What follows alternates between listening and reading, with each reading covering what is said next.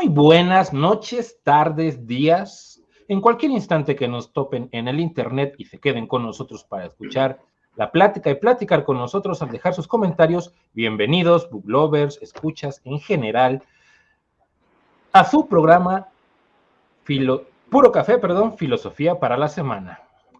Vamos a comenzar, esta vez nos vamos a sumergir un poquito, porque ya saben que pues meterse o ahondar en un tema siempre se te puede hacer eterno. Vamos a hablar de la comida.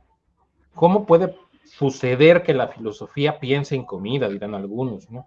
Pero también podemos decir que como la filosofía nos enseña o permite pensar, ¿por qué no de repente pensar por qué comemos lo que comemos? O cómo es que ingerimos ciertas cantidades de comida que de repente podría ser casi pecaminosa por la cantidad voluminosa, valga el ruido ahí. Nos dimos a la tarea, bueno, que ya hace rato, antes de este proyecto, teníamos por ahí otro proyectillo de columnas mensuales de hablar precisamente de los filósofos y su relación con la filosofía, como un modo también, que es este programa, de acercarles a ustedes un poco estos temas acerca de la filosofía. En ese sentido, por eso ahora, como también darle un giro a todo lo que veníamos platicando desde hace un rato, decidimos irnos por algo más sabrosón. En ese sentido, vamos a ver cuáles son las implicaciones de la comida en un entorno humano, desde pensarla como algo vital, porque si no comemos, pues nomás no sirve el cuerpo, el cerebro, nada, ¿no? La comida es la gasolina que nos da chance de tener energía. Y también vamos a ver un poco la comida desde el lado de lo cultural, cómo la comida o el rollo del comer también tiene o es de alguna manera constructo y también determinante de ciertos valores o caracteres de lo social. En ese sentido, y como cada vez que estamos aquí platicando con ustedes, nos acompaña el maestro Adán Reyes Román. Le damos la bienvenida. ¿Qué tal, compadre? ¿Cómo estás? Bienvenido. Buenas noches, tardes, días. No, ¿qué tal? Muy buenas a todos. Este tema ya le traíamos ganas porque compartimos el gusto por la comida, el gusto por los platillos, por los sabores, ¿no? Y de alguna manera es bien interesante reflexionar sobre lo que significa ya a nivel filosófico, a nivel cultural, pues todo lo que comemos a diario, ¿no? Todo lo que vemos y cómo se ha transformado el mundo alimenticio, el mundo culinario, a partir también de una serie de cambios ideológicos, cambios de época. Pues nada, un saludo muy fuerte a todos los que nos ven, los que nos escuchan, desde el corazón de la Huaca, en la ciudad de Veracruz. Como siempre, muy contento de estar acá. Muchas gracias, compadre. Y agarrándome la palabra, o agarrándote la palabra más bien, quisiera empezar precisamente por eso que acabas de decir hace poquito, de el cambio que sucede con el rollo de la comida, el cambio de pensamiento o el cambio de cosmovisión, ¿no? Quiero empezar por ahí porque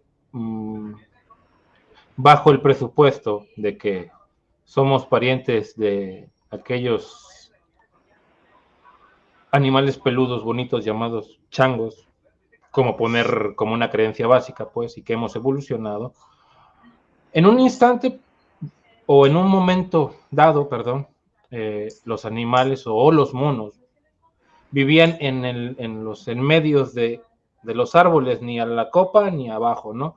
Porque nada bobos, ahí en chinga veían si se caía un fruto o algo habían dejado por ahí mal puesto, por decirlo de alguna manera, y también estaban a las vivas de que no llegara algún depredador, ¿no?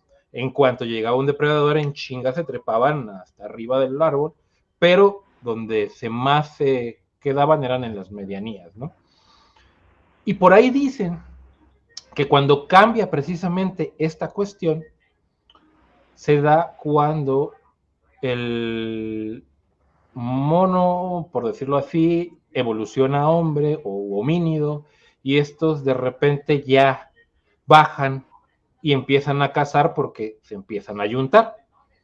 Empieza a haber una sociedad, comienza a haber modos de generar ciertos guetos, ciertos grupos o grupúsculos, y precisamente en este nacimiento de lo social empezaron precisamente con la caza, que les proveía, además de las frutas, los árboles, poder tener la proteína de la carne, por ejemplo, ¿no?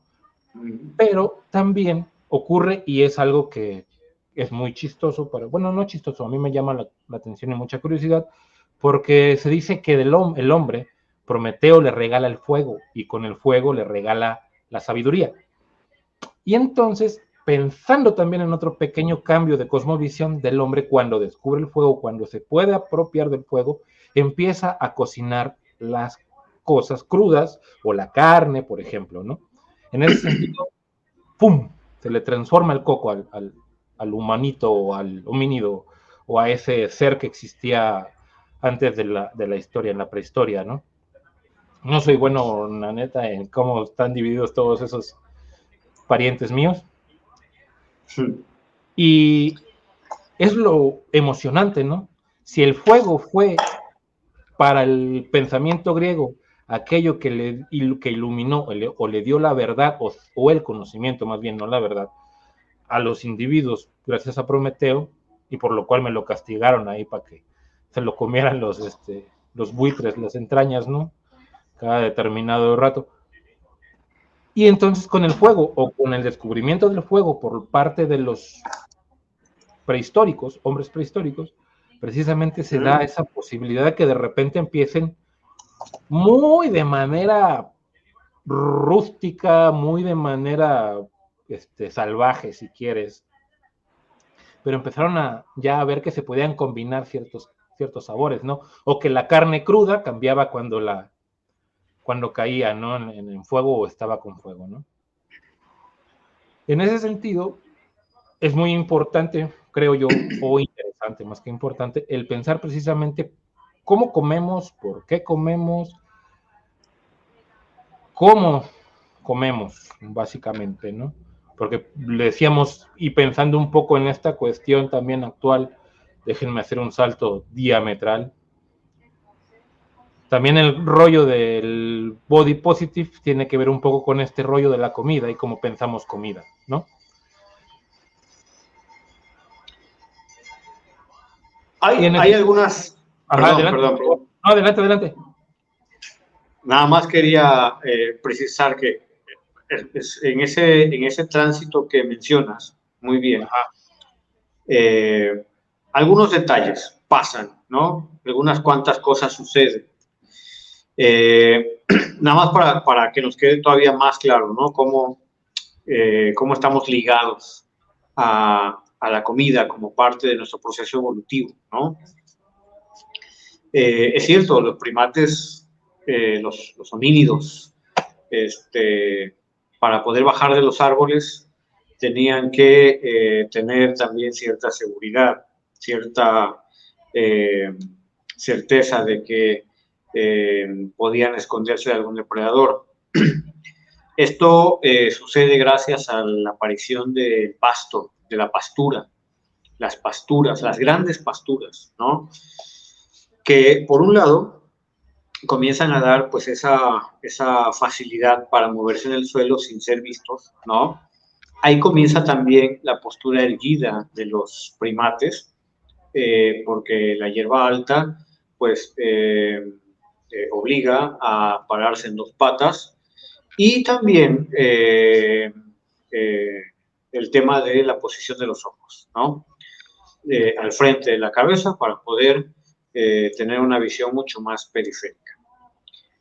Bueno, eso por un lado. Por otro lado, con este surgimiento del pasto, suceden varias cosas, porque aquí hay tres tipos de pasto que van a ser fundamentales para la primera alimentación de los humanos. Centeno, trigo y cebada.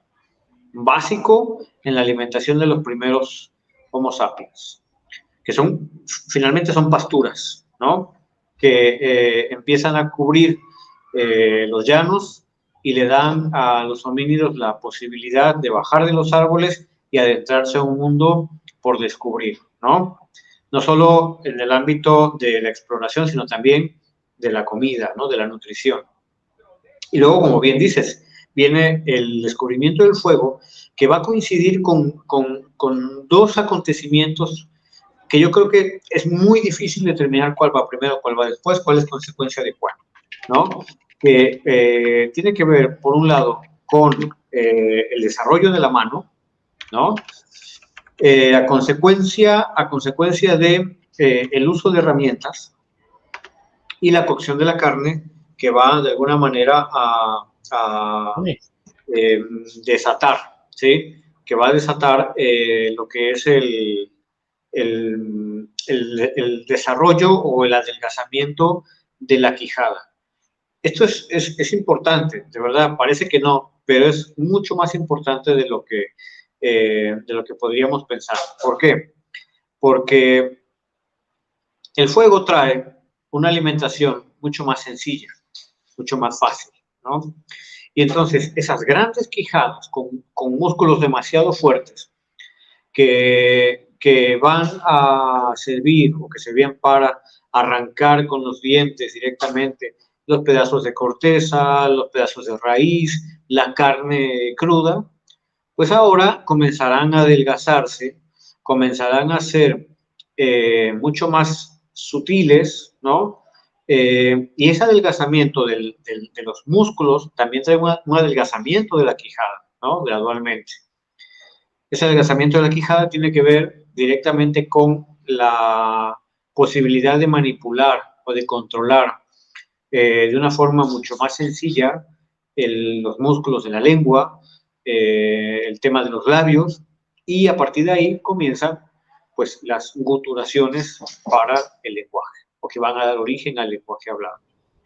Ahí al está mismo tiempo, que ahí está el rollo de lo vital, ¿no? Más que de lo cultural como tal.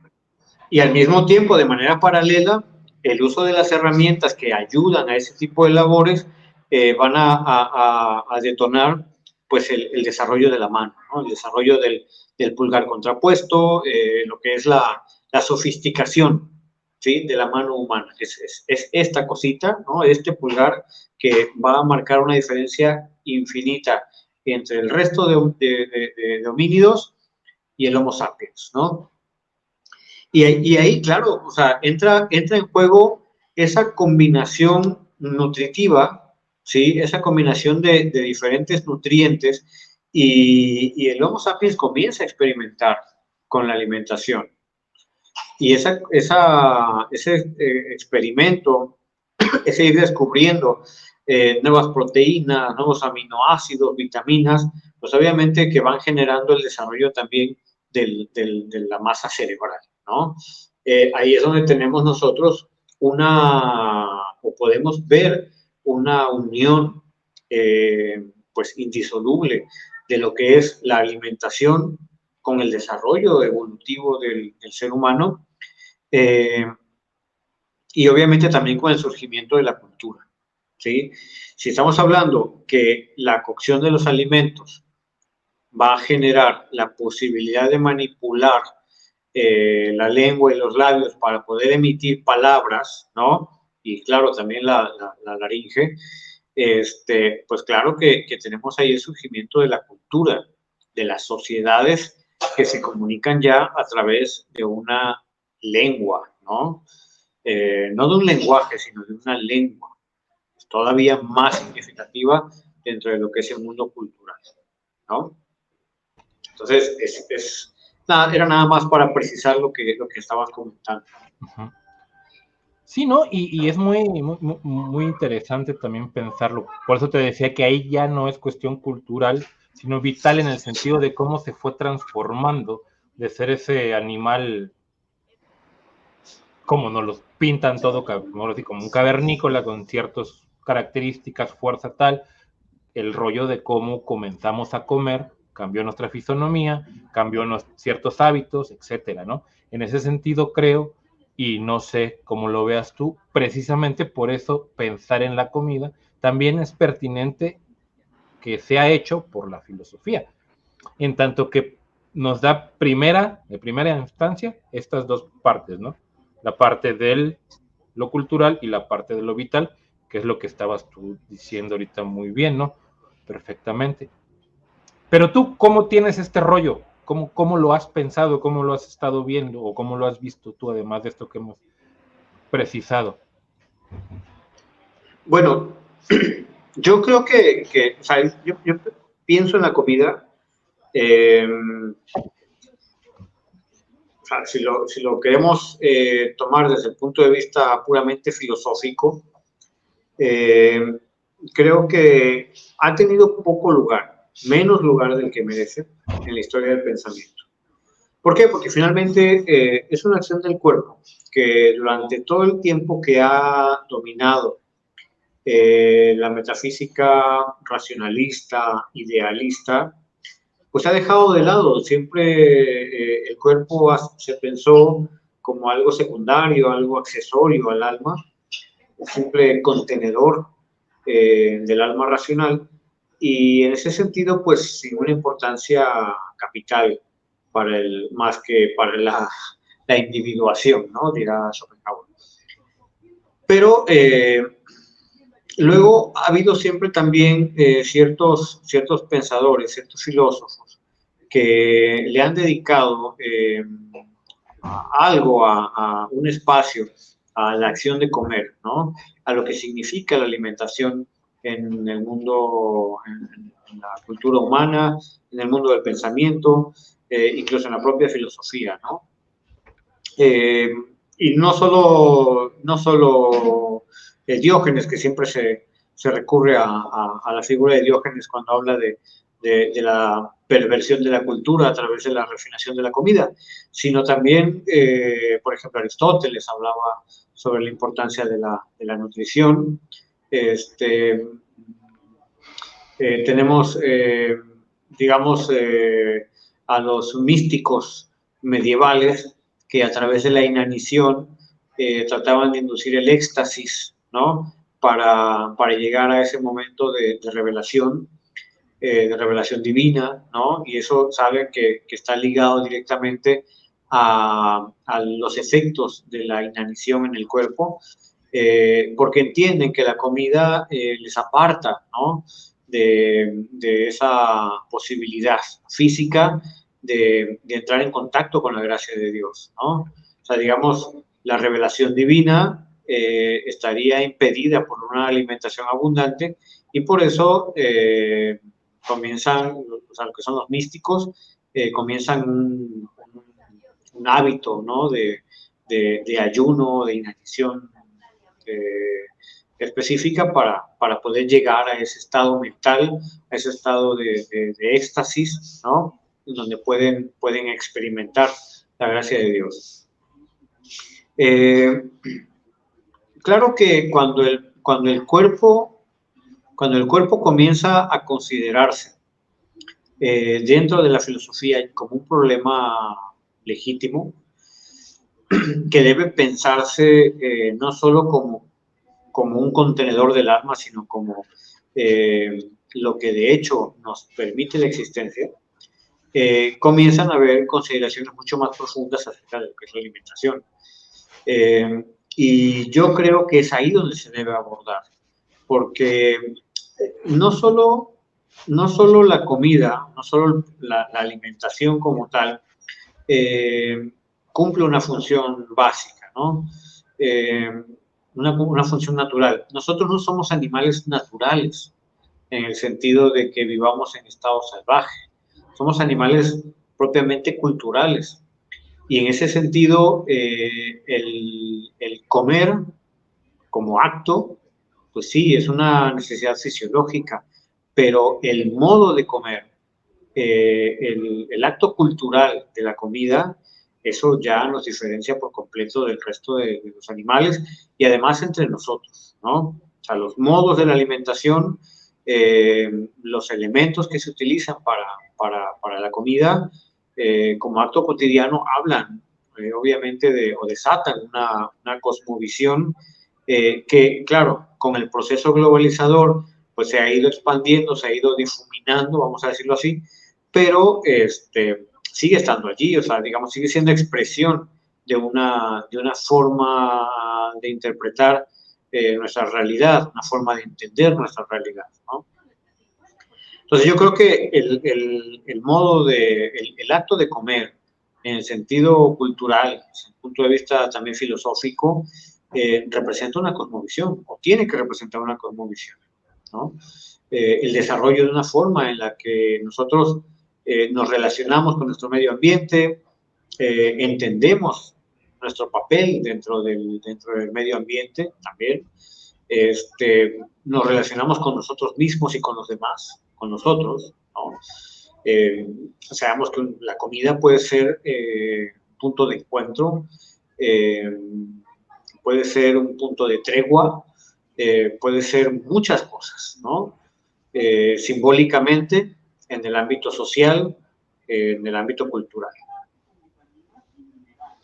Sí, y eso es ¿cómo llamarlo? Lo importante o lo interesante, y me vino a la mente, pensando en esto de la cosmovisión o creación de cosmovisiones, precisamente los griegos y los romanos, cuando comían eran banquetes fastuosos, ¿no? Acá, chulos y preciosos, ¿no? Era, Sabían de comer. sí, sí, no era una comidita así de tu sopita, tu plato fuerte y tu postre y tu vaso de agua. No, papá. Y medievo tampoco ni se diga, ¿no? También tenían y en las épocas feudales, perdón, tenían sus modos también de comer así bastante bacanales.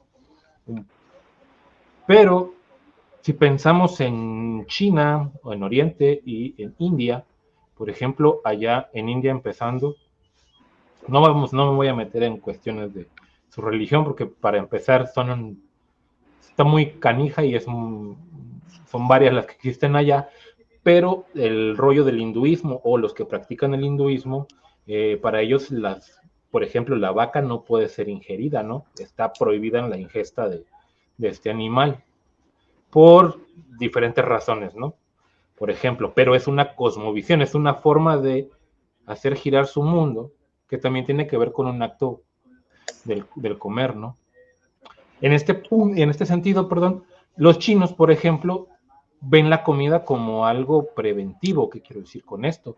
Ayuda a que vayamos regulando también el modo en que nos vamos a enfermar, por decirlo de alguna manera. Es vista también como una especie de fitoterapia.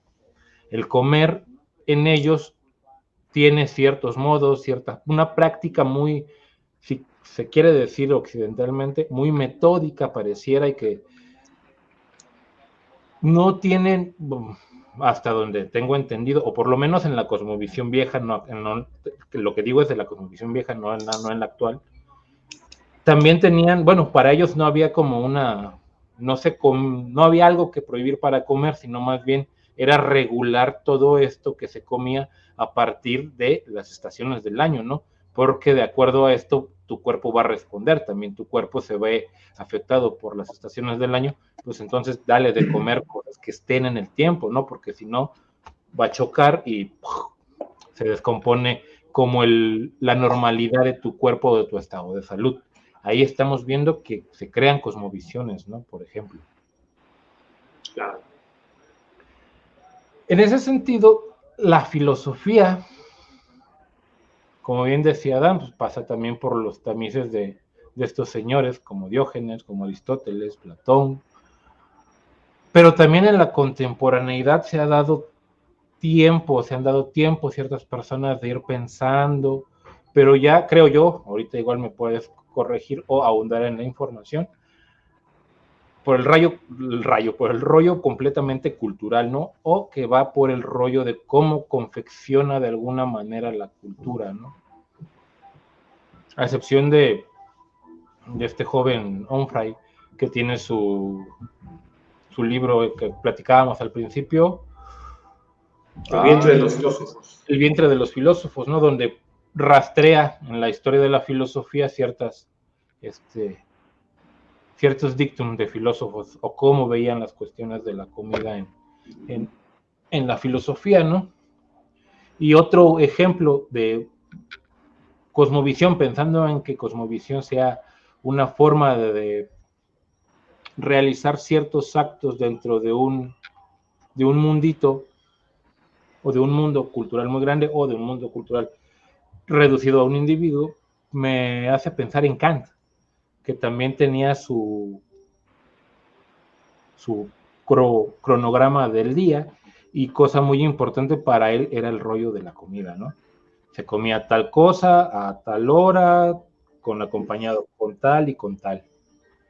Nietzsche también por ahí se fue, un poco o un tanto más bien, porque ese hombre jodido de la salud hasta de lo no más poder, pues, estómago, cabeza, o sea, todo lo tenía bastante en deterioro, y le dio mucha importancia precisamente por esa razón. No podía comer cualquier cosa porque, como les decía con respecto de los chinos, de repente o se embotaba o no le giraba la ardilla como debía, y precisamente la cuestión de la alimentación terminó siendo parte muy, muy, muy importante del pensar filosófico nietzscheano, tanto que en algún momento, cuando ya está en sus últimos aires de filosofía, y él se mete con el rollo del alimento, porque también piensa que lo que leemos o conocemos es una ingesta para el cerebro, y en ese sentido tendríamos perdón, ando muy tartamudo hoy, deberíamos de tener mucho cuidado con la ingesta de lo que tomamos por conocimiento o por creencia de ciertas cosas como conocimiento, ¿no? En ese sentido, él en algún momento pone a la vaca como el ser que mejor o más paciencia tiene para el conocimiento, porque ¿cómo come la vaca?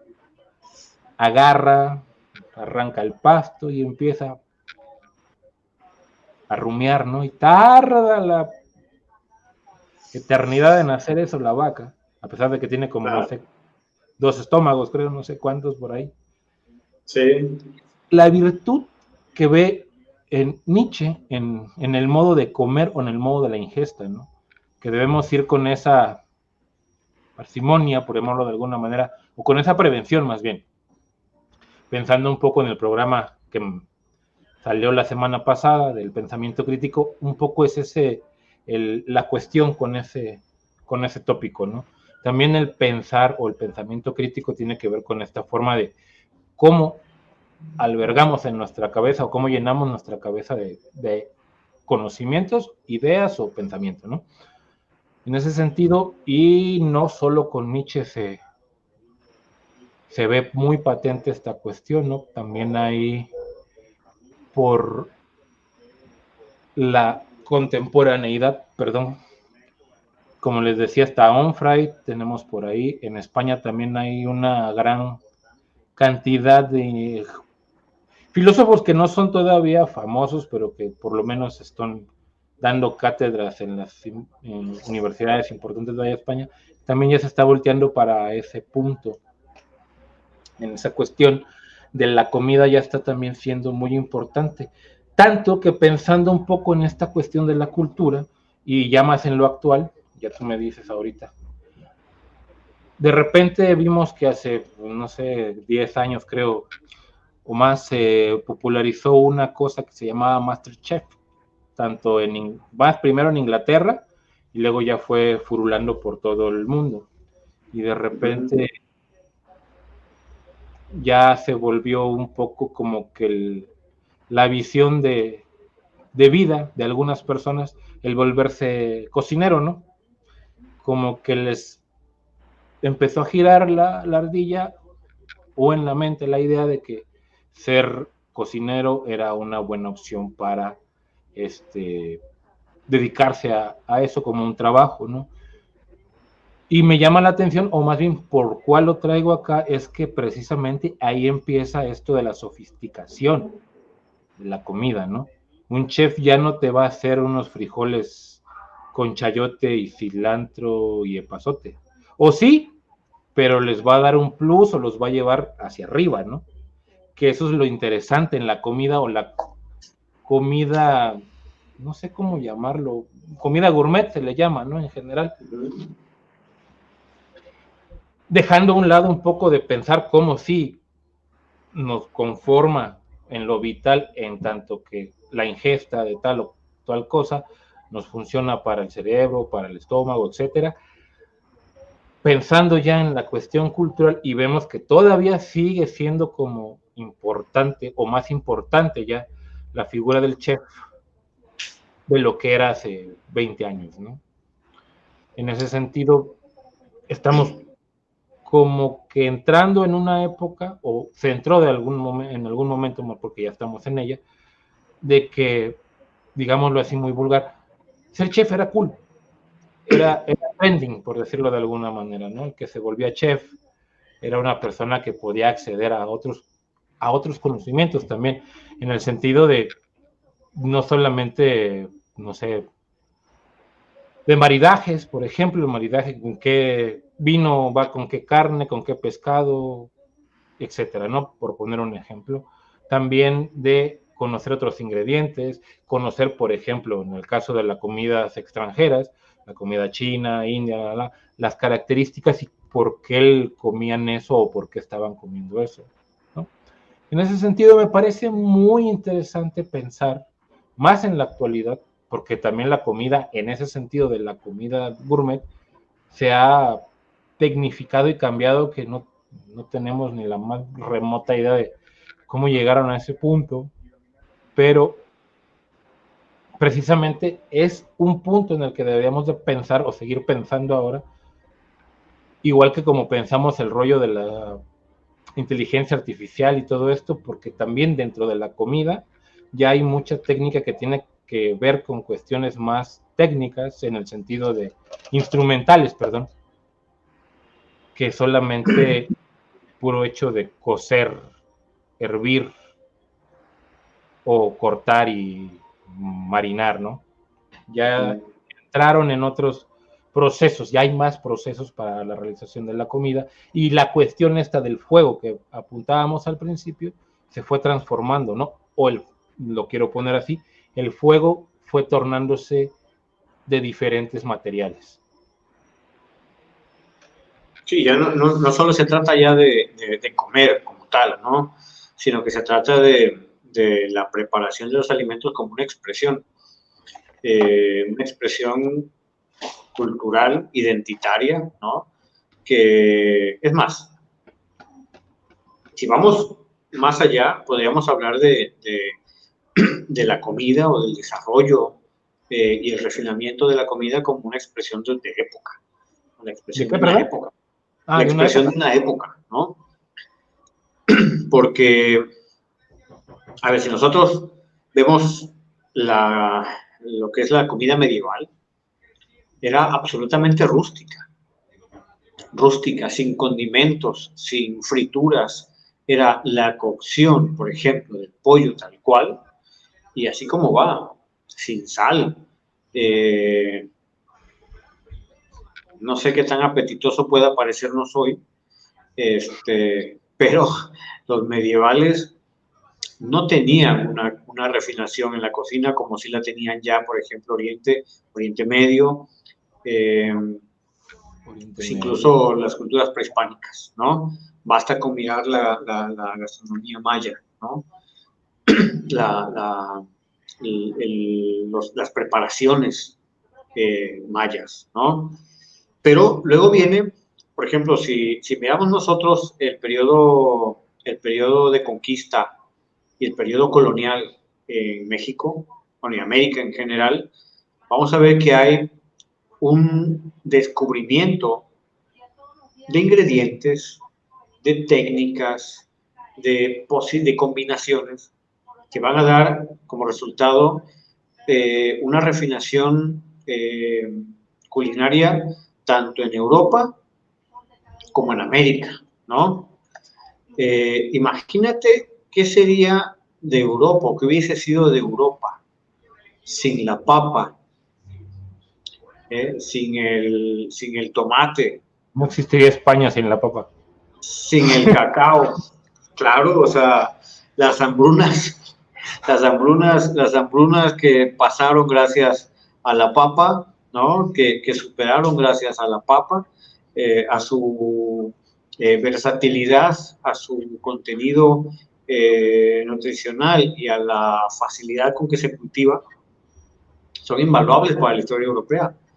El cacao, que hoy forma una parte fundamental de la repostería y cocina europea, pues igual, o sea, se hubiesen quedado sin esa parte de la historia.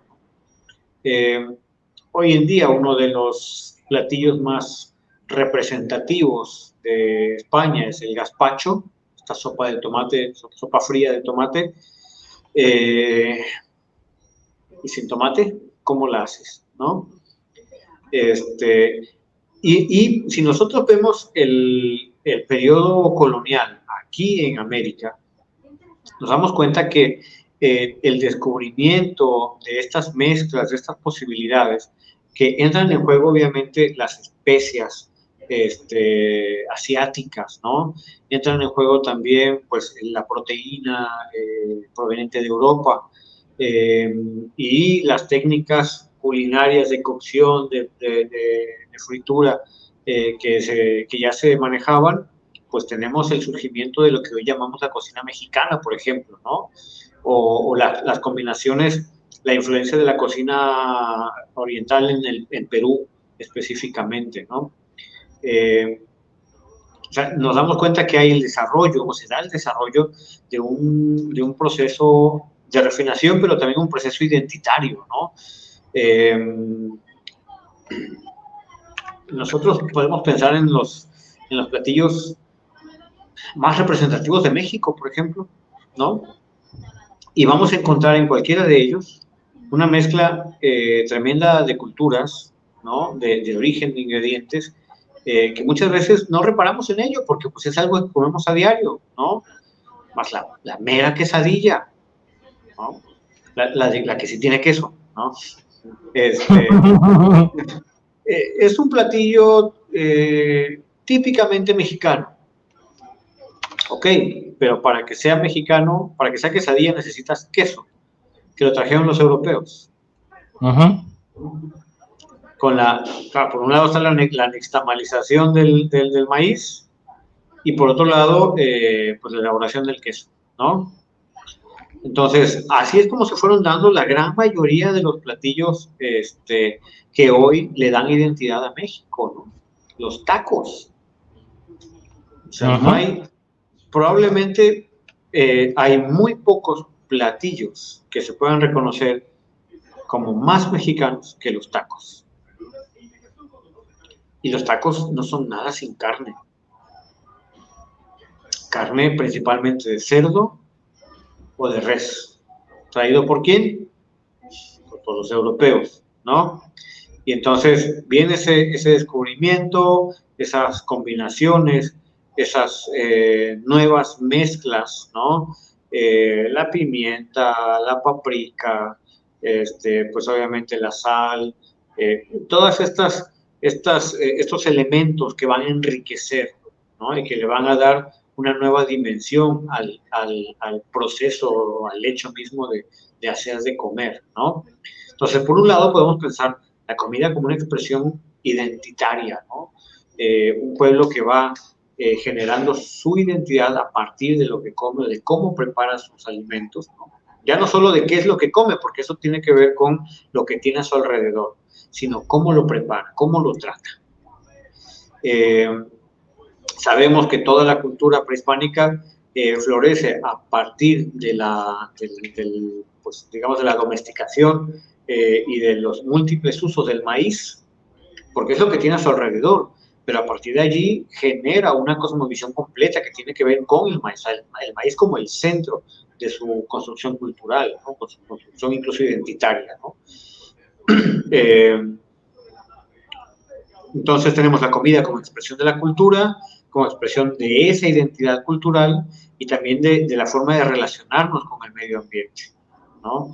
Hoy se habla mucho de el consumo, o más bien la producción responsable de alimentos, ¿no?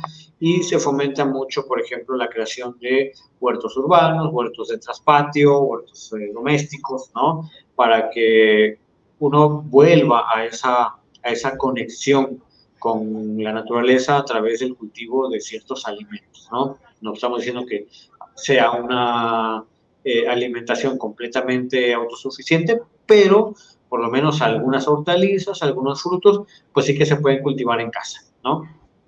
Y eso de alguna manera reconecta o busca reconectar, ¿no? Esa relación entre el humano y la naturaleza que muchas veces se pierde pues en el barullo de la vida urbana, ¿no? La vida en la ciudad, en donde vas al súper, agarras cualquier cosa, y no piensas en cómo se produjo, no piensas en cómo... Hay gente que no sabe ni cómo nacen ciertas frutas, ¿no?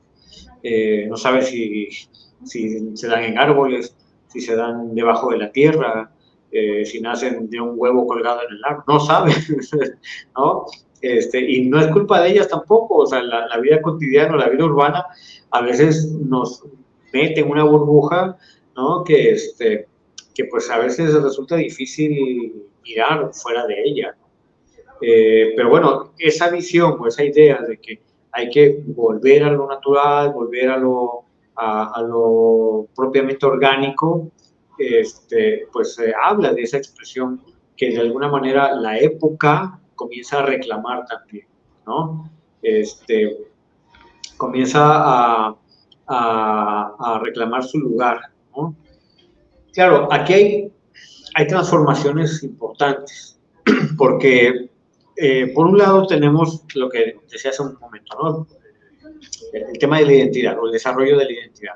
Pero por otro lado tenemos este proceso globalizador que nos ha traído pues esa combinación o esa expansión de ciertas formas de alimentarse propias de otros lugares, ¿no?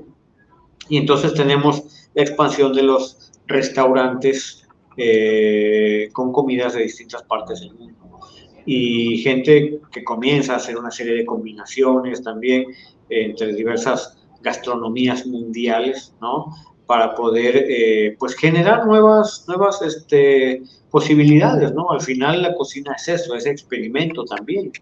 Eh, Seguramente, pues así como las monjas poblanas en un momento de ocio o de apura o de prisa experimentaron hasta llegar al mole, pues así también los chefs, los cocineros, los gastrónomos de hoy, pues experimentan constantemente para llegar a nuevos platillos, ¿no? Y entonces tenemos nuevas combinaciones, nuevas tendencias en el modo de alimentarse, ¿no? Pero pues es básicamente eso, es expresión de elementos culturales, identitarios, ¿no? Ahí tenemos, por ejemplo, el surgimiento de la cocina o de la gastronomía norteamericana, estadounidense, por ejemplo, con todos los migrantes que comienzan a tratar de replicar ciertos platillos de este lado con lo que tienen a la mano y el resultado es una cocina completamente nueva, ¿no? Así, nosotros vemos la pizza tradicional italiana, ¿no? Es un pan muy delgadito, ¿no? Casi crujiente, que puedes doblar así como una tortilla, muy diferente, muy diferente a lo que es pues el pan gordote de la pizza que comemos por acá, ¿no? ¿Por qué? Porque es una expresión completamente distinta, es una gastronomía distinta. Que la pizza es italiana, pues aquella, ¿no? Pero esta ya es completamente norteamericana, ¿no? Y así va sucediendo con distintos platillos, ¿no? El uso del chocolate, ¿no? o sea, digamos, el grado de refinación que ha encontrado el uso del cacao en la cocina o en la repostería francesa o en la repostería suiza o alemana, pues no tiene nada que ver con el uso del cacao que se le daba acá de este lado, ¿no? A lo que es pues el uso, por ejemplo, en las culturas prehispánicas, ¿no? O en las cocinas tradicionales indígenas que todavía se sigue utilizando. O sea, el tezcalate o el agua de cacao que todavía se utiliza por acá, pues difiere por completo de lo que son pues las malteadas de chocolate o el fondue de chocolate, no sé, es completamente distinto. Y ya no es de nadie, o sea, finalmente ya no es de nadie, ¿no? Es como la vainilla, la vainilla. Y decimos, pues sí, es veracruzana, es mexicana y no sé qué, pues sí, pero se utiliza en todo el mundo. Y en otros sitios tiene unos usos que a lo mejor acá no le hemos logrado dar porque no se llegó a ese grado de refinación. Y ya sé ellos, o sea, es parte de ese mismo proceso. Y esa es también una cuestión muy chistosa, ¿no? Porque, por ejemplo, pensando en eso que dices, y México y los tacos, el famosísimo taco al pastor, sin que hubiesen llegado nuestros queridos libaneses, no lo Exacto. hubiéramos, ¿no? Que aquí llegó y le hicimos, como siempre el mexicano hace lo que se le antoja, le quitó el cordero y lo puso en puerco, y en vez de ponerle todas las especies de allá, lo adobó con los chiles tradicionales de acá. Claro. El famoso caso el famoso caso del zacahuil, ¿no? Que Ajá. te hacía con la carne humana, y era un platillo de castigo para los agresores sexuales y los violentadores del pueblo.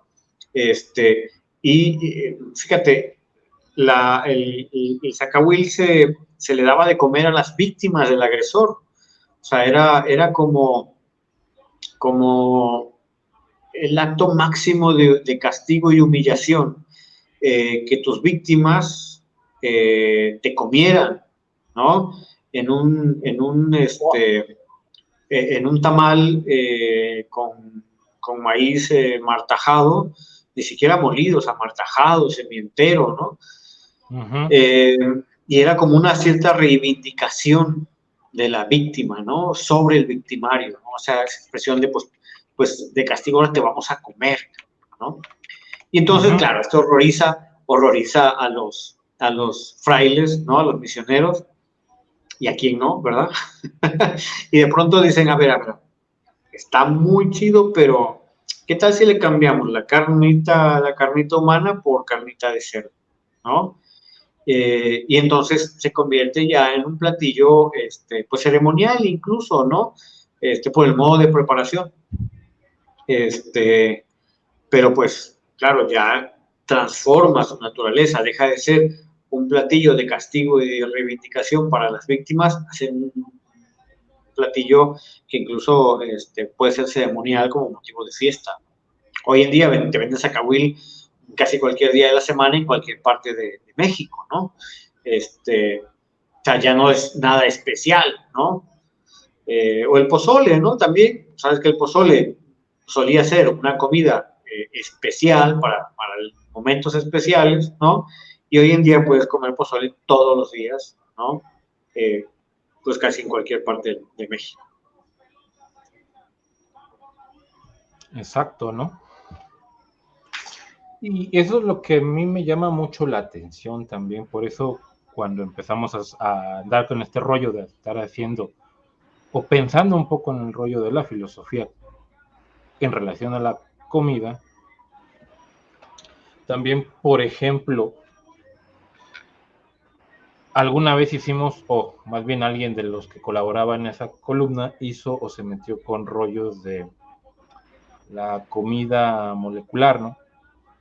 Que te decía yo al principio antes de empezar el programa, que ya me parece una cuestión de ciencia ficción. ¿Por qué digo de ciencia ficción? Porque si vemos la dimensión desconocida y todos esos programas de antaño, también ya se hablaba de la comida, pero con ciertos procesos no sé si de refinamiento o más bien de transformación nada más para su utilización o su portabilidad, ¿no?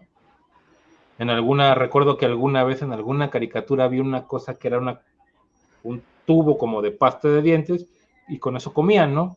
Sé que era una caricatura, pero también pensando un poco en que es bastante ergonómico, por llamarlo de alguna manera, o bastante fácil de llevar y traer una cosa al espacio en un rollo como de pasta de dientes, no me parece descabellado, ¿no? En ese sentido, y por lo cual hace rato también tocaba ese tema un poco, que vemos que en la actualidad, o con ciertos modos de hacer comida ya, de acuerdo a ciertas necesidades, la tecnificación o las herramientas que se utilizan para el desarrollo de esta se transformaron también por completo, ¿no? Por eso pongo como ejemplo la molecular, que es hacer, que de hecho un día vi un video que le hacen a viejitos españoles, o a gente grande ya española, ¿no? De 50 para arriba. Les dan a probar morcilla vegana. Y hombre, ya te imaginas los viejos de más de 80, pues se vomitaron de esa madre, literal, ¿no? Sí, mejor no hagas, ¿no? Sí, y como son así de finos, también dijeron sus palabrotas, ¿no? Pero precisamente a eso iba, ¿no? A esta cuestión de cómo esa tecnificación o nuevos usos ha servido también a modos de pensar la comida como es el vegano, para hacer o poder realizar alimentos con cierto parecido de sabor a productos cárnicos, ¿no? Como por ejemplo decía la morcilla hace rato, el chorizo, el pastor mismo también ya hay, entre ellos también ya armaron una moda de hacerlo.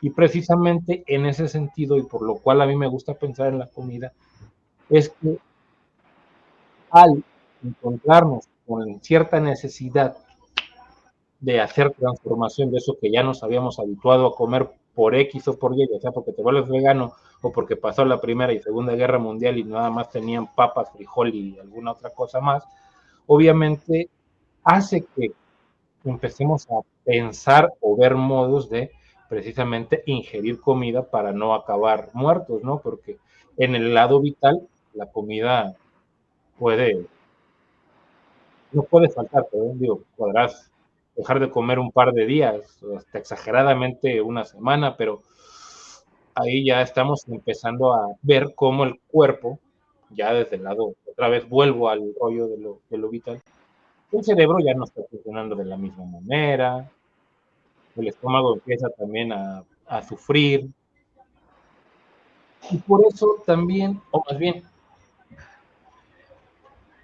esta cuestión tiene que ver un tanto en, precisamente como decías tú hace rato, cómo nos vamos desenvolviendo o más bien relacionando con las necesidades que tenemos al respecto de la comida. Porque una vez que empezamos o ya la suplimos, entre comillas, como que se empezó a ver un poco monótona si quieres, o de poca sofisticación, y por eso llegamos a estos puntos, ¿no? De ya utilizar cosas químicas. ¿Qué hacen? ¿Por qué la molecular me parece tan fantástica? Porque precisamente a estos viejitos también les dieron una cápsula de cocido español o no sé, madrileño, creo. Se la ponen en la boca y la aprietan y ¡pum!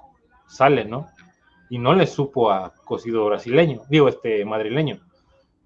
Les supo otra cosa, pero no era realmente el platillo que ellos ya conocen, ¿no? Aquí ¿y por qué lo pongo mucho de ejemplo? Porque aquí está precisamente ese choque, ¿no? Ellos que están acostumbrados a una morcilla, a un cocido tal, que se los cambien, sí da bueno, te pone a qué pensar en primera instancia, ¿no? Como que le pone a tu cerebro algo completamente distinto, ¿no? Y en ese sentido vemos que hay esas cápsulas que les decía, hay mousse o espumas y unas cosas perlitas o como no sé cómo le llaman, un montón de cosas, esferificación, que es un modo de hacer que tienen ellos, que a mí me sorprende y me da mucho que pensar en el sentido de cuál fue la necesidad que se tuvo, además de la sofisticación, para llegar a ese punto con la comida, ¿no? Y lo que hemos venido estando repitiendo acá es que precisamente nos da o nos dota la comida de pensar o pensares para la transformación, ¿no? Que es por lo cual a mí me gusta pensarlo, además de que, pues, como ven, sí me gusta comer sustanciosamente. No le hago feo a los tacos ni a nada. Pero es que, mira, no, claro, pero es que ahí entra un dilema, ¿no? Con el tema de ese tipo de cocinas experimentales tan altamente tecnificadas, ¿no? ¿Qué es lo que se prioriza? La nutrición, la pura nutrición, o el saborear la comida. Porque, otra vez, y aquí reforzamos la idea de que la comida es una expresión identitaria cultural, ¿no? Si pensamos que lo importante o lo prioritario es la nutrición, pues la cocina molecular dice, a mí me da igual el sabor, te voy a dar estas perlitas o estas cápsulas en donde hay un contenido proteico mucho mayor, ¿no? Enriquecido, adicionado con vitaminas, con minerales, con aminoácidos, que a lo mejor en un platillo convencional pues no lo encuentras o que necesitas una mayor cantidad para llegar a esos niveles, ¿no? Entonces, en esta capsulita vas a tener el equivalente a pues, un platillo de milanesa con ensalada, arroz y tortillas, ¿no? Y tú dices, ok, pero yo quiero el sabor de la milanesa con la ensalada, con el arroz, con la tortilla, con su salsita, ¿no? Yo quiero la E. coli. Ahí entra... Quiero la E. coli y el cisticerco. Pues. Claro, o sea, con todo lo que implica ese proceso de comer, ¿no? Era obvio que a los españoles les iba a sonar muy raro. El español tradicional es muy celoso de su gastronomía, saben identificar muy bien sus sabores y además que son sabores muy peculiares porque, por ejemplo, la cocina tradicional española actual normalmente es cocina nacida de la posguerra civil, con un alto contenido proteico, alto contenido de carbohidrato, mucha papa, mucha legumbre. El cocido madrileño prácticamente nace de las sobras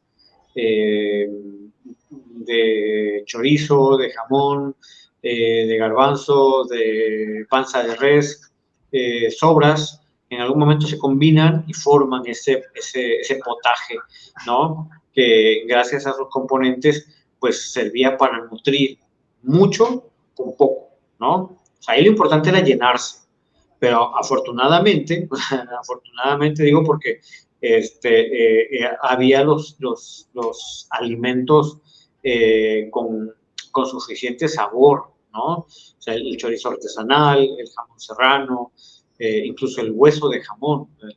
Allá, por ejemplo, la gente que termina su pata de jamón, la lleva a la carnicería para que ese hueso se lo corten en trozos y eso lo utilizan para hacer cocidos o para hacer caldos o para hacer bases de concentrados, ¿no? Para sazonar. No, sí, o sea, no se desperdicia nada, ¿no? Y es una costumbre que quedó, pues, de los tiempos de la posguerra, o sea, los tiempos de necesidad, de hambruna, ¿no? Es como el café, allá se toma mucho lo que llaman el café torrefacto. Torrefacto. Es un café que tuestan, o sea, el café lo tuestan y al momento de tostarlo lo caramelizan. No sé si es directamente con azúcar o con panela, pero el grano de café queda envuelto en una capa de azúcar al momento de tostarse. Entonces eso cuando se muele genera un café que por un lado ya tiene dulce y por otro lado es un poco más fuerte, como que con menos café tienes una bebida más oscura, más intensa, ¿no? En lo personal no me gusta, soy amante del café, pero no me gusta el café así ya mezclado con azúcar. Pero, pues obviamente en los tiempos de necesidad, de hambruna, funcionó muy bien, porque con poco café hacías una bebida bastante intensa que te daba el sabor y te daba, pues, las propiedades del café como tal, ¿no? Y eso se quedó. Entonces, la cocina española suele ser de muchos sabores muy intensos. Si vemos el especiado de los chorizos o de la longaniza que hacen todavía de manera tradicional, pues tiene muchas especias, condimentos que son muy intensos y le dan un sabor muy peculiar, algo que es muy difícil de reproducir en una cápsula, ¿no? Yo creo que la cocina molecular va más por el lado de la practicidad, ¿no? El lado de decir, vamos a enriquecer este pequeño alimento con algo de sabor y con un contenido muy alto, ¿no? de los elementos que necesitamos para la nutrición. Pero otra vez, o sea, es esa visión, ¿no? de lo que debe significar, o de lo que significa la comida para un grupo de personas, para una cultura como tal.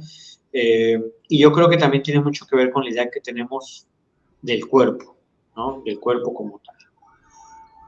El papel que juega el cuerpo en nuestra visión del mundo, ¿no? Ahí sí, ya entrando propiamente en el orden filosófico. Si el cuerpo tiene un papel dominante, un papel protagonista, pues obviamente va a haber muchas visiones distintas acerca de cómo alimentarlo, cómo tratarlo, si nos percibimos a nosotros mismos como cuerpo o como poseedores de un cuerpo, o como esas dos dimensiones de alma y cuerpo, pues eso también va a determinar el modo como nos relacionamos con nosotros mismos. Yo creo que, o sea, nuestra relación con la comida es parte de esa autointerpretación, ¿no? Cómo nos interpretamos a nosotros mismos ontológicamente, ¿no? Nos interpretamos a nosotros mismos como individuos, y de ahí parte nuestra forma de relacionarnos con nosotros mismos y obviamente también con los demás, ¿no? Por eso es importante pensar, por así que como decías al inicio de este episodio, ¿por qué comemos lo que comemos, ¿no? ¿Qué es lo que nos estamos dando a nosotros mismos como parte de la alimentación? ¿Cómo me consigo a mí mismo dentro de una serie de posibilidades que puedo darme, ¿no? Porque claro, a veces el placer de comer puede sentirse como, o puede interpretarse como cierta culpabilidad, ¿no? Por ejemplo, desde las visiones ortodoxas religiosas, el placer de la comida pues ha estado casi siempre ligado al pecado, ¿no? Claro, la glotonería, por un lado, siempre estuvo mal vista, culturalmente hablando, y por lo tanto la extrema obesidad, aunque esa visión hoy también ha cambiado, ¿no? Y entonces se habla de una cultura de la aceptación del cuerpo, esté como esté, ¿no? Así que ya, pues a como llegues a la realidad, ¿no? Pues aceptarte.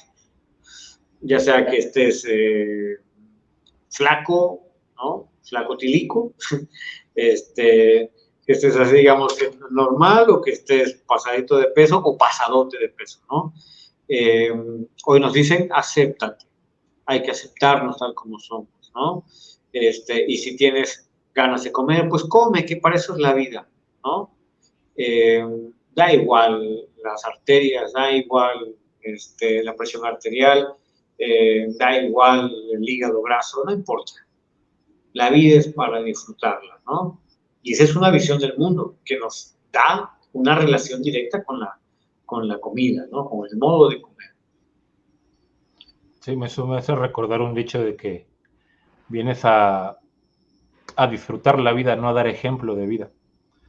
Claro, pero fíjate, también hay otra visión que va sobre esa misma parte, pero en sentido contrario, es la visión grecolatina de la virtud, en donde nos decían los latinos, hay que comer para vivir y no vivir para comer, ¿sale? Porque el que come para el que vive para comer se convierte en un glotón, se convierte en alguien que solamente atiende a los placeres corporales, ¿no?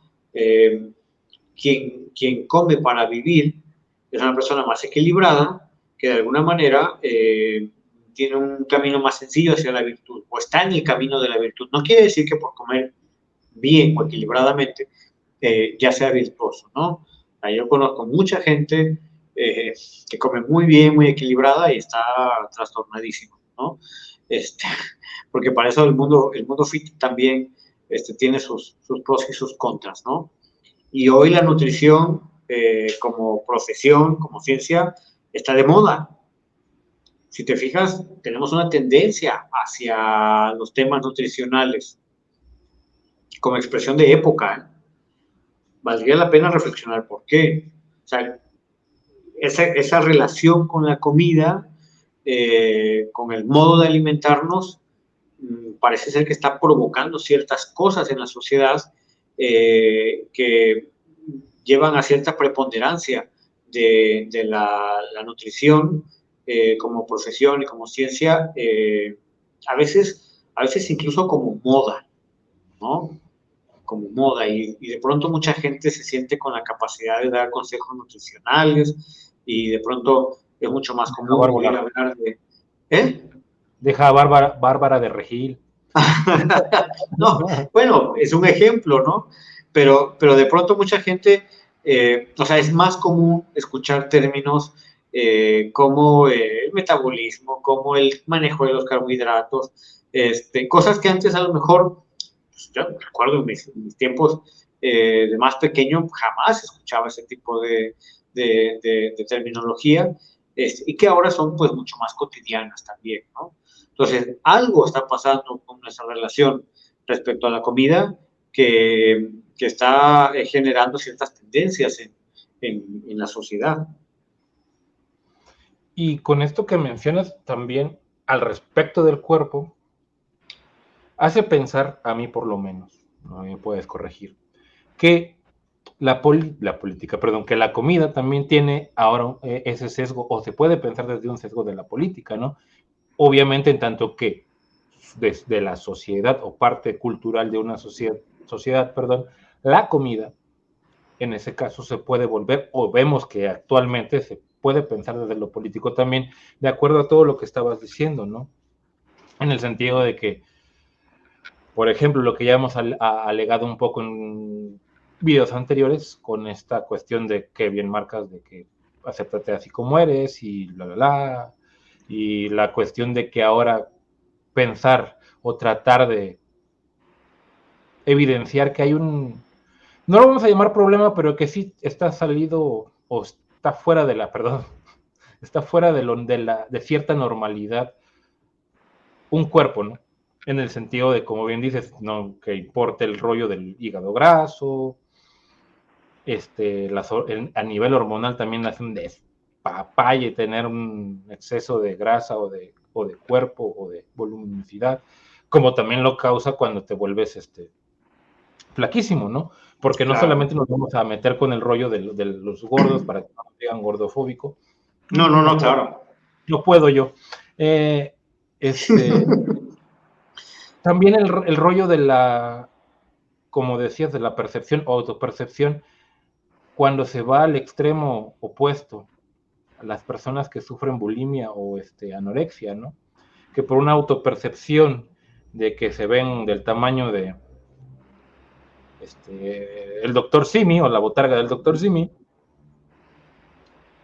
se empiezan a lastimar, ¿no? A meter el dedo para vomitar, a dejar de comer. Transforman o van transformando también su cuerpo ahí, o se transforma su cuerpo ahí a partir de una autopercepción, ¿no? Y que precisamente un poco empieza, quizá, no lo sé, lo voy a poner así como para seguir la plática, como la vengo jalando, que primero fue cuestión de temor esos dos padecimientos, bulimia y anorexia, ¿no? Y el gordito sí lo mandaban era más fácil que aceptasen o que te mandaran a dieta, ¿no? Porque digo, incluso el IMSS tiene los 100 centímetros de cintura para que ya te vayas a checar ahí todo tu cuerpecito porque ya estás entrando en cuestiones poco saludables, ¿no? Y en ese sentido, ¿por qué creo que es político? Precisamente porque nos hace, como decías tú, pensar esto de cómo relacionarme con el otro. Si ahora me estás diciendo que yo los acepto, ¿no? Pues cada quien come lo que quiere y cada quien se engorda o enflaca lo que quiere, pero también no es como muy sano a nivel mental y cultural que pensemos que está bien que estén gorditos o que está bien que estén flaquitos en exceso, ¿no? Porque normalizamos, que es una palabra muy actual, más bien como que tratan de desnormalizar ciertas cosas como para normalizar esto, ¿no? Como para no caer en el tedio o en lo que es, ¿cómo decirlo? Es difícil. Quien se haya puesto alguna vez a dieta, si no tienes la disciplina, si no tienes la constancia, es un sufrir horrible. Y más si te gustan los taquitos a medianoche, ¿no? En ese sentido, creo que todo lo que venías diciendo ahorita hace o pone de frente al tema de la comida como también un tema para pensarlo políticamente, ¿no? ¿Por qué también? Porque pensemos en lo que llamo yo. Pon tú que la comida gourmet tiene la sofisticación en el paladar. Le llamo yo a lo que veo que está sucediendo últimamente con platillos muy sencillos o muy simples, como las hamburguesas, comida rápida, etcétera. Está teniendo también una gentrificación, ¿no? Una manera de sofisticarlo sin meterse con la cuestión en cierne del sabor o de la preparación, sino solamente en el rollo de cómo se ve. Visible. Sí, lo estético, ¿no? Estético. Hablamos al principio del programa de unas hamburguesitas que se armó acá el compadre por el día de la hamburguesa, que fue el fin de semana, el 29, ¿no? 28 de... El domingo 28, sí. El 28 de mayo domingo. Se celebró la hamburguesa.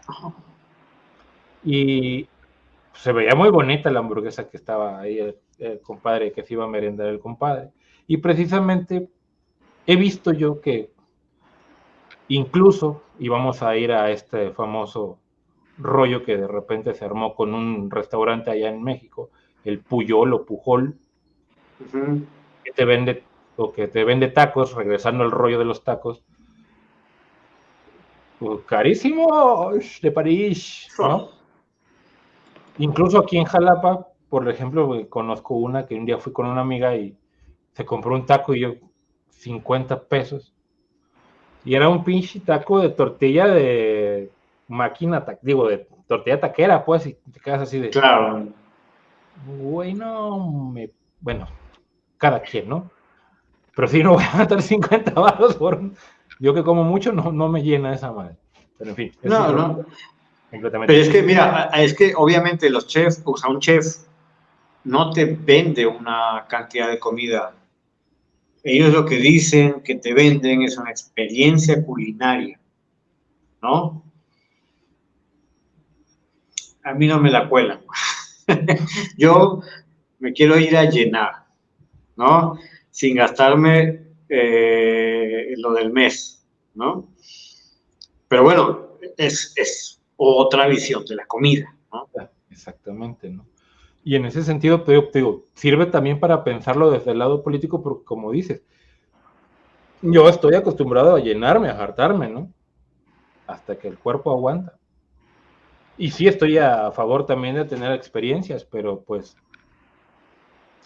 Y eso es como que muy, lo que ya no comprendo yo, como, por ejemplo, un taquito se vuelve tan caro, ¿no? Porque tampoco los mejoran o los hacen más sabrosos, ¿no? Más bien simplemente los hacen más aesthetic. Me gusta esa palabreja que metiste la otra vez en los primeros programas de esta temporada. Y es precisamente un poco también, digo, pensando en la comida vegetariana, que igual y algunos no son muy estéticos, pero sí se pasan de lanza en cotizar la comida, ¿no? Digo, si la gente, por poner un ejemplo, puede ir a comer una comida corrida de 50 varos, 50 pesos, y vas a un restaurante vegetariano, o más o menos, y te están ensartando una comida también normal en 80 pesos o más, solo por el hecho de que es como una visión de comer, ¿no? ¿Y por qué digo esto? Porque yo en su momento tuve la intención y llegué a casi hacerlo por completo, o un poco vegetariano, o muy vegetariano, y me di cuenta de cómo, y digo, aparte de que me cocinaba yo mismo porque pues, me mandaban al carajo en mi casa, pero te das cuenta de que realmente hacer un tepache, iba a decir, un menudo o un caldillo de estos que como les encantan a la gente, pero que le vas a cambiar la proteína por alguna verdura o por alguna cosa parecida, dices, no manches, o sea, te sale un poquitito más barato hacerlo y por qué lo das el doble de caro de una comida normal, ¿no? En ese sentido, digo, puede parecer que soy codo, pero no, pues más bien, como ya lo hice o ya lo probé, me parece de repente también en este afán como de darle cierto caché o cierta estética al comer de cierto modo, se exageran en la presentación y en los precios, ¿no? Y ya para ir cerrando, precisamente es todos estos caris que vemos. La comida no solamente es una ingesta de llenar la pancita e irse a dormir y después posteriores efectos que ocurren, sino que también sirve para pensar, ¿no? Se me olvidó hace rato hacer comentario que precisamente cómo la conquista tuvo sus lados buenos, ¿no? O su lado bueno, o tuvo varios, pero el de la comida es un, una cosa que aplaudir, por decirlo de alguna manera, porque como bien decías, se hizo la fusión de un montón de ingredientes que acá no había con los que allá había, etcétera, ¿no? En ese sentido, abrió mundo. En ese sentido, la comida nos permite precisamente pensar en cómo se abrió el mundo por una cosa muy simple y que pareciera que no deberíamos ni siquiera de pensarla porque pues es muy de diario, muy cotidiano, ¿no? Pero también si nos vamos a esas cosas, también ha creado guerras, ¿no? Ahí hay política, por ejemplo, la guerra de los pasteles, acá en México, que un chef francés quería que le pagaran no sé qué chimba que había que había por la cual se había endeudado México, ¿no? Y así podemos ver muchas cosas más, también con el azúcar, hubo guerra en su momento, Por la en, sal. por la sal, ¿no? Todos este tipo, y se me olvidó, se nos olvidó mencionar que precisamente se les pagaba, el rollo de salario viene precisamente porque se les pagaba con sal en Claro. algún momento en la cultura romana, ¿verdad? Sí, y además la idea de que la sal es sagrada no tiene que ver con la idea medieval de la buena o mala suerte, tiene que ver con que pues, era un elemento monetario. ¿No? ¿No tienes la sal que es sagrada? Pues sí, porque es dinero, ¿no? No porque sea de mala suerte. Sí, ¿no? En ese sentido, vemos que nos rodeamos de muchas cosas y también en el otro aspecto que se nos fue un poco, pues los dichos, ¿no?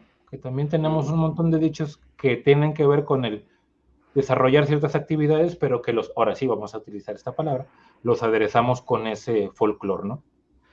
En Claro. ese sentido, podemos pensar que la comida nos da pretexto de pensarla como en un principio dijimos, del lado vital, del lado cultural, y en el cultural podemos ver ahí entreverado política, ética, incluso en la literatura también se puede por ahí vislumbrar, ¿no? Digo, nos da ya como cuestión cultural la comida a pensar un montón de cuestiones o de situaciones, ¿no? Y también igual como está pasando actualmente, ¿no? Etcétera, etcétera, entre las hambrunas, entre las formas de pensar, si estamos bien como gordos o flacos, todo esto, ¿no? En este sentido pareciera que algo tan cotidiano como la ingesta de ciertos alimentos se puede volver problemático en exceso, ¿no? Y en ese sentido creo que podríamos ir después viendo también como parte del proyecto, hablar alguna vez en específico de ciertos modos de ver, como yo en su momento, hace ratito quise hacer con Nietzsche, más o menos, porque sí, en lo que nos pusimos a investigar para hacer la columna que les mencionaba al principio, encontramos por ahí ciertas características interesantes. El café en la ilustración, el chocolate, por ejemplo, ¿no? Muchas cosas y el chocolate que viene de acá y que se fue para allá, ¿no? Digo, en ese sentido, Claro. la comida nos da para pensar N cantidad de posibilidades en respecto de la relación con el ser humano. No, yo creo que tenemos que retomar el tema. Obviamente es un espacio, es un tema muy vasto para un espacio como este, ¿no? En un solo programa es difícil, imposible más bien abarcar todo lo que implica el tema de la comida. Yo, para ir cerrando, quiero retomar precisamente lo que dices tú, la parte folclórica, ¿no? Ese dicho, ¿no? Panza llena, corazón contento. Yo creo que refleja esa idea de que la comida es felicidad, es amor y es dignidad, ¿no? Esa visión de que un taco no se le niega a nadie, nos habla de que es un derecho universal la alimentación. Si nosotros miramos los objetivos de desarrollo sostenible, en los que la UNESCO pues fundamenta todas sus acciones en la Agenda 2030, uno de los más importantes es hambre cero. Y el hambre cero tiene que ver con la producción responsable, el consumo responsable y también con la dignificación de la alimentación, con el hecho de que todo ser humano tiene derecho propio, o sea, por la pura naturaleza humana, a una alimentación digna, suficiente, nutritiva, ¿no? Y eso todo gobierno, todo Estado debería garantizarlo, debería poder garantizarlo a su población, ¿no? En México, donde tenemos más de 50 millones de personas en pobreza extrema, es decir, que comen pues de una forma muy deficiente cada día, uno de los esfuerzos mayúsculos que deberíamos estar viendo por parte del Estado debería ser precisamente el garantizar que esos más de 50 millones de personas pues tengan acceso a una alimentación digna, sana y suficiente, ¿no? Decía Humberto Eco, ¿no? Que si nosotros queremos hablar de ética, tenemos que hablar de la satisfacción de las necesidades básicas, prioritarias de una persona, y entre ellas, pues quizá la primera de todas, la alimentación, ¿no? No tiene por qué haber gente comiendo de la basura o buscando en la basura, habiendo cadenas de restaurantes que tiran y destruyen la comida sin darle posibilidad a nadie de aprovecharla, ¿no? Eso también habla muchísimo de la visión que tenemos de la dignidad humana, ¿no? Cadenas de comida rápida, cadenas que lo que sobra del día lo destruyen, lo llenan de cloro, lo llenan de sustancias tóxicas para que no sea aprovechable por nadie, me parece de una vileza, una bajeza en cuanto al concepto que tenemos de humanidad y en cuanto al concepto que tenemos de dignidad humana, ¿no?